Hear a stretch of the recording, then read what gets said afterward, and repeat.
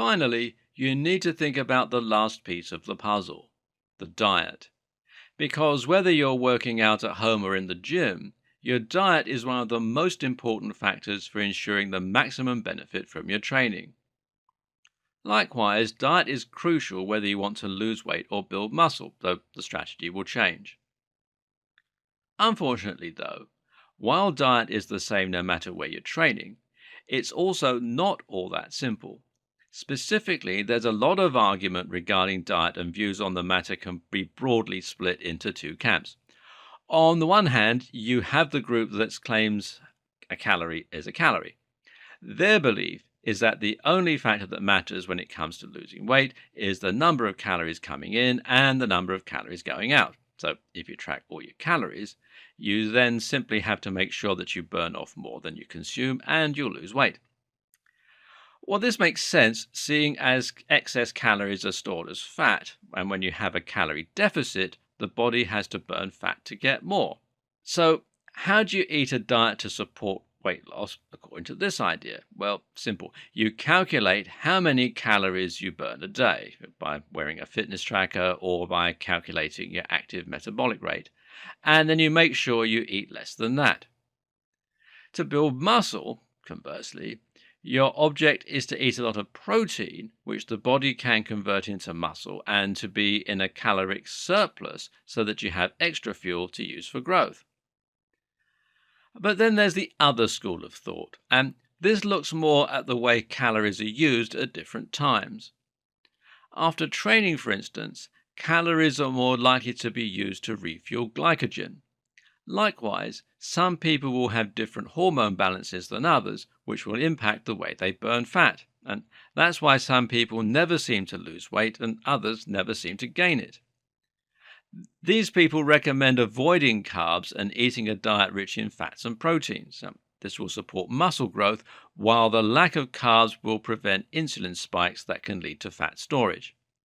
For building muscle, consuming lots of calories is important because you need insulin to build muscle, and low-calorie diets stimulate the release of myostatin, which breaks down muscle.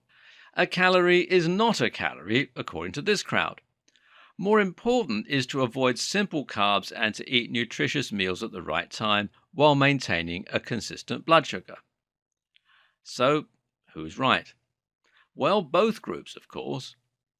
Maintaining a lower caloric intake than your daily burn will always lead to weight loss. The caveat is that you can never calculate how much you're burning accurately. Why? Because the amount of calories you burn is dependent on your metabolism, which has to do with a range of factors, including things like blood sugar and testosterone. You can't deny the role of hormones. Otherwise, steroids wouldn't make people become ripped machines, and hypothyroidism wouldn't cause people to lose weight. The trick is to eat below your estimated AMR, while at the same time doing everything you can to encourage your body's metabolism. Actually, the best way to do that is to make sure you're eating nutritious, natural, and healthy foods, while at the same time working out and lifting muscle. Remember, building muscle makes you burn more fat, even when you're resting. That's why running and using resistance training is so good for creating lean and toned physiques, and when you combine this with the right diet, you're attacking your fitness and your health on all fronts. The hard part is just putting this into practice. Monitoring all the calories coming in and out of your body takes a long time and is rather joyless. So, for most people, it will be sufficient to make a strong estimate instead. Likewise, you can make life easier for yourself if you eat a relatively consistent breakfast and lunch.